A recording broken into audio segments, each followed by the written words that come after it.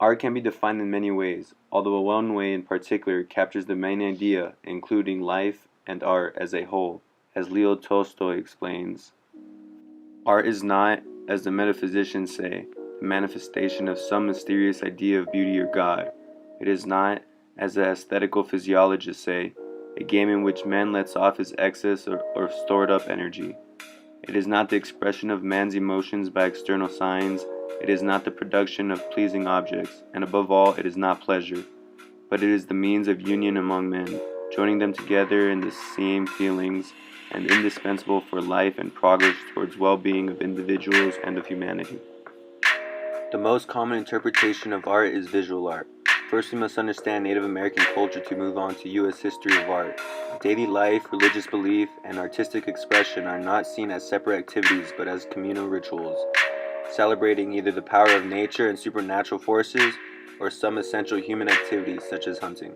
Indian art was not intended to be appreciated purely on its aesthetics.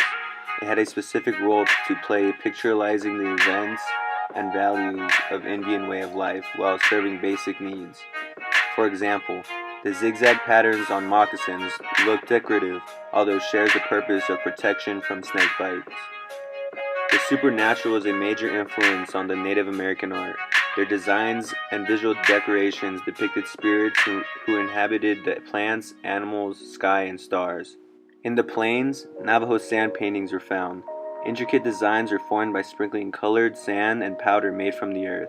Artists were medicine men, and the paintings were a part of a healing ceremony. After the ritual, the designs were destroyed.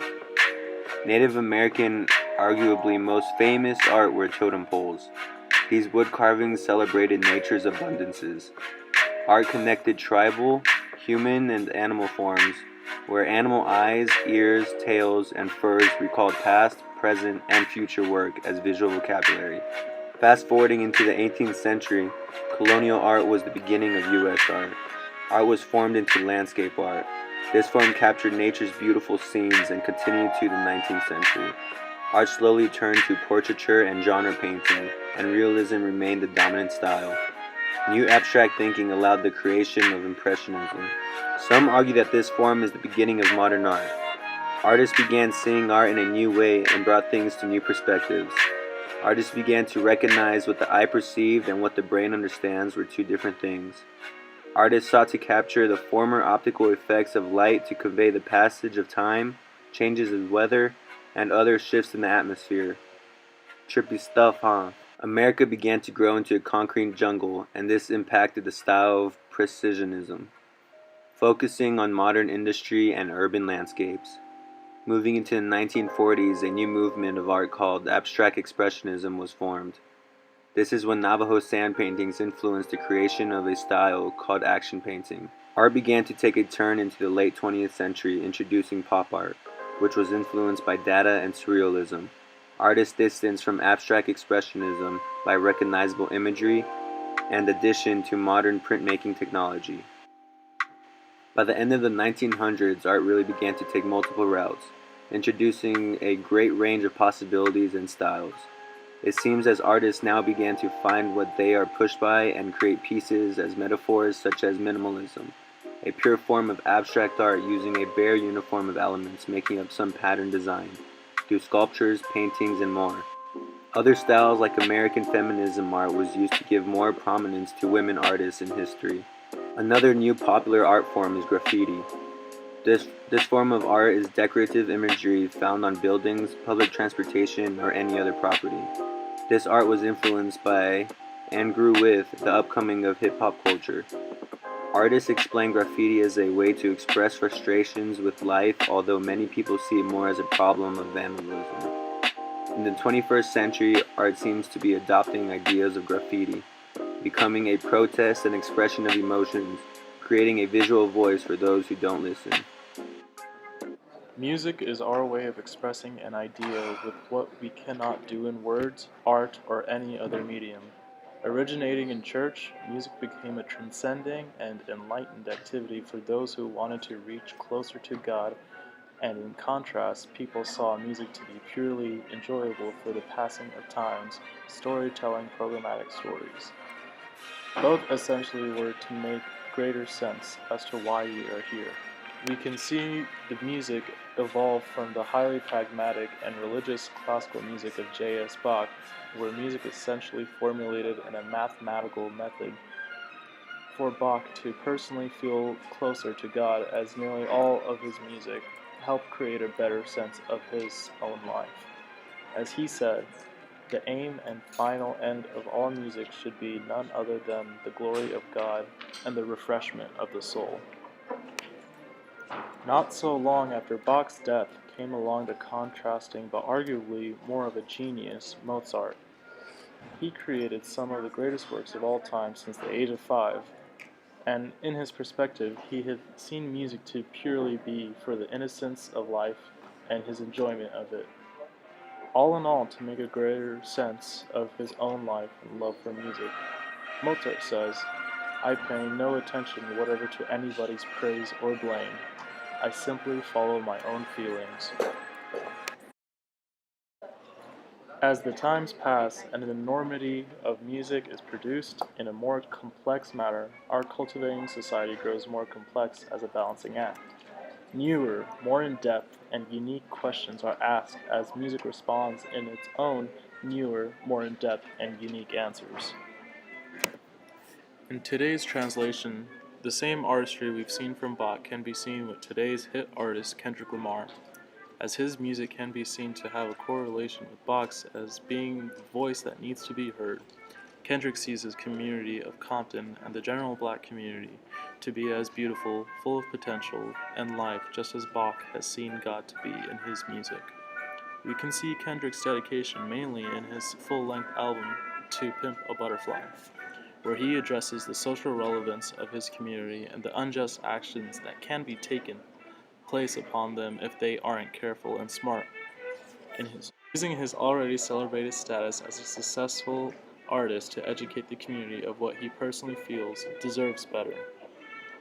Bach and Kendrick both have a story to tell in their pursuit of making sense of their own respective lives.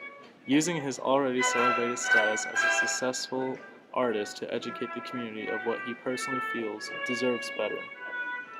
Bach and Kendrick both have a story to tell in their pursuit of making sense of their own respective lives. In contrast, you have the artist Ed Sheeran, and we can see, like Mozart, Sheeran has the ability to create music that has a range of topics, and still have the ability to top the charts purely off of the notion to craft a song that pleases his own ear. You can hear many tunes such as flamenco guitar, Irish folk songs, and even Ed rapping over a cappella. Sheeran shows a huge range of musical styles that he appreciates enough to create great songs that everyone can get down to, a state of mind that Mozart can resonate with in his own respective time. The term swing dance refers to a group of dances that developed with jazz music in the 1920s, 30s, and 40s. The most iconic among the various styles of swing dance is the Lindy Hop, which originated in Harlem and is still danced today. Dances such as Black Bottom, Charleston, Shag, and tap dance traveled north to New York, Kansas City, and Chicago in the Great Migration of the 1920s, where rural blacks traveled to escape persecution, Jim Crow laws, lynching, and unemployment in the South. Swinging jazz music features the syncopated timing associated with African American and West African music and dance, but also introduces changes in the way that these rhythms were played by having a distinct delay or relaxed approach to the timing. The tap dance style originated in the early 1800s. The idea of tap dancing is to create rhythm with foot movements. From the earliest days, tap was a percussive dance with catchy rhythms. The earliest tap dancing examples were not on stage, but rather a type of social dancing among slave communities in the southern United States, incorporating African dance movements with the idea of British clogging or Irish step dancing. African American communities in the South began to develop what would become American tap dancing. While tap dancing began on plantations among field workers, it would soon find its way into theaters. In 1828, the first tap dance took place during a theater performance by Thomas Rice. As audiences were thrilled by the rhythmic sounds and freestyle movements, the genre began to grow. By the end of the 1800s, tapping was a common scene in the South. but it wasn't until 100 years after that tap really got widespread popularity. In the 1920s, wooden and leather-soled shoes were replaced by the modern shoe, which had a metal plate on the toe and heel. This new sound took tap dancing to a new level. Tap dancing became an audience favorite because people were surprised by the complex sounds dancers could make with their feet. Further adding to the popularity of the dance genre were the performers of the 30s to the 50s, such as Fred Astaire and Gene Kelly. These performers brought a whole new style of tap dance by incorporating steps and movements from classical ballet and postures and turns from ballroom dancing. This new generation of tap continued to impress younger audiences with the rhythms and showed the polished dance style that many Americans preferred. Featured in many movies at the time, tap dancing spread to the masses through film.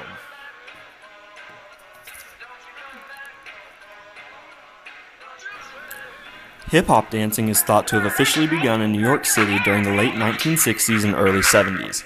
During this time, individuals without professional dance training brought the dancing to the streets, a dance form meant to be popular in the original sense of the word.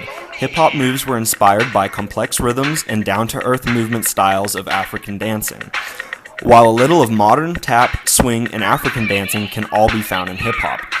The roots of hip-hop on the East Coast are widely known. At this time, it wasn't called hip-hop yet. The hip-hop art form really developed when DJ Herc moved to Brooklyn from Jamaica. Cool DJ Herc was the first DJ to make music by playing two record machines with the same record on both. The rhythms he created were the founding elements of hip-hop. He also extended the dance section of songs so that the dancers could show off their moves for longer, which laid the foundation for significant dance culture. While hip-hop didn't develop only on the East Coast, many dancers neglect the West Coast origins of hip-hop. But on the West Coast, Boogaloo Sam created the move popping. Boogaloo Sam was a big influence in hip-hop evolution and greatly influenced West Coast hip-hop in the 1970s.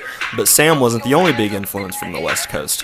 During the same time, Don Campbell invented the move locking, which also became very popular in the 70s West Coast hip-hop scene. While for hip-hop dancers, the popping and locking of the West Coast and the breaking of the East Coast are two very different dance styles, the two regional variants often get blended and grouped into the genre we know today as hip-hop.